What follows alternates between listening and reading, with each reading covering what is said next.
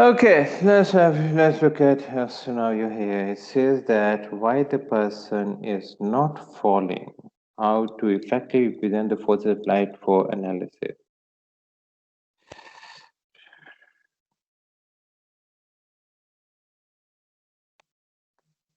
So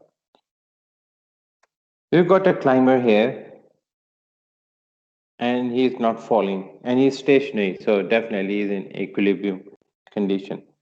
So if I ask you to find the friction force here on his foot, so looking at this scenario, I ask you to find the friction force at the foot. It will be difficult for you to visualize and apply the equations, because what you will see is that there's a rope, you've got a human factor, you've got the gravitational force, you've got the reaction force. So a bit complicated, and it will be difficult for you to find the friction at that foot. So to simplify this scenario, this is this is an ideal version where basically you got the pull of the force, you got the gravitation force, you got this friction force, and this is the reaction force from the mountain.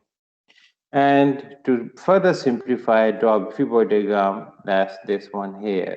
We've got all the forces acting. You got your your friction force. You got your raw pull force. You got the reaction force on the mountain, and you got your gravitational force. So if you compare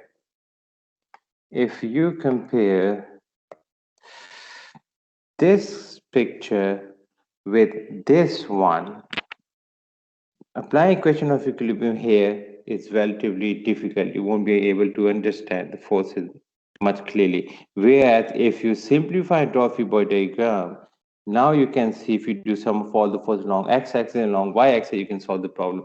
If I had asked you to apply equilibrium of equation on this diagram, it would have been a bit difficult for you to do that. But on this one, definitely you can do it. So that's the importance of free body diagram. Another application here. You got for a spool of given weight, that's here. What are the forces in the cable? So cable force needed here and here. So before doing that, it's better to have a free body diagram and then apply the equation of equilibrium. If you look at the next example here, if I ask you to find out the force being applied here, it will be a bit difficult for you to do the analysis, because you got this rope extension coming for the reaction force from the wall, from the pulley, and then there's another pulley, and then there's another pulley, and then there's a weight here. So it will be difficult for you to calculate the force acting here. And the best way to do it is to draw a body diagram of any one point and then apply equation of equilibrium. That's what we are going to cover in this lecture. So let's move on. Okay. So what it says here, excuse me, we are looking at basically the equilibrium equation for a particle. So a particle, an object with inertia mass but of negligible dimension. In simple words, excuse me. In simple words, if I have a box here, that's the box.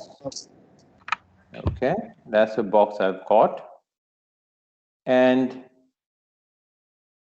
I know its center of gravity is somewhere in the center. So I can replace this box with only a 0.4. If this box had a force of gravitation force of, let's say, 100 newtons, so it means it weighs approximately 10 kg. So I can replace this box with only one point, applying a force of 100 newton. That's what it says here. So the basically equilibrium equation for particle means you got an object, you know where the center of gravity is. At that center, you apply that force.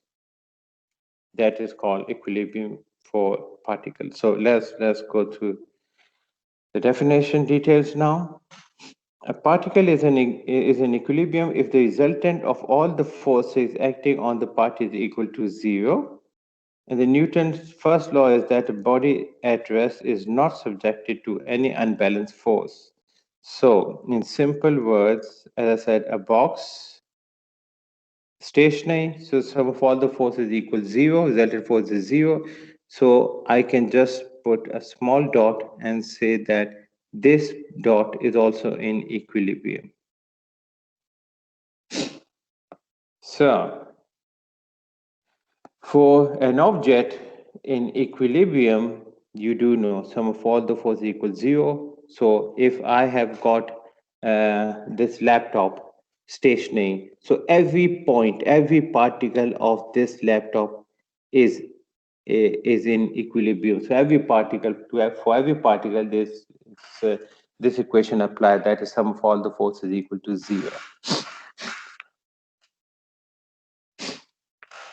Look at this one. This is an example of a 2D or coplanar forces. Coplanar means that the forces lie in two planes, that's x, y.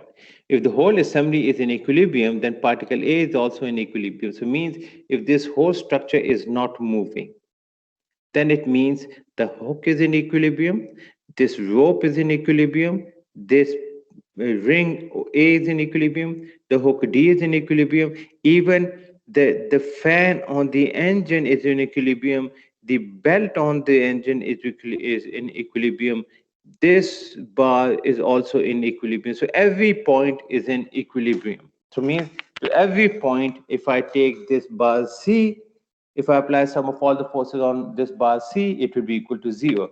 If I apply sum of all the forces on the engine, that will be equal to zero. If I apply sum of all the forces on point A, ring A, that will be equal to zero because it's in equilibrium. So that's what it says here. So to determine the tension in the cable for a given weight of engine, we need to learn how to draw the free body diagram and apply equation of equilibrium. Excuse me. So in simple words, if everything is in equilibrium, then it means we can apply equation of equilibrium to any point on this system. I can apply equation of equilibrium here, I can apply it here, I can even apply it on point D, B, and A, anywhere. Even I can apply equation of equilibrium on the rope part here.